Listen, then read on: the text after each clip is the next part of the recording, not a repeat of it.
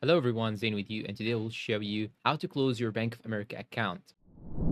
First, make sure your account balance is zero. Transfer any remaining funds to another bank account or withdraw them. Bank of America won't let you close an account if it's still there's money on it. Next, log into your Bank of America online banking or mobile app. Once inside, go to the help and support section, search for close account in the support options. You will see instructions and a secure message option. Send a request through message center asking to close your account and tell them exactly why do you want to close your account. Another thing you can do actually is to simply dial this number right here, 800 432 121 2.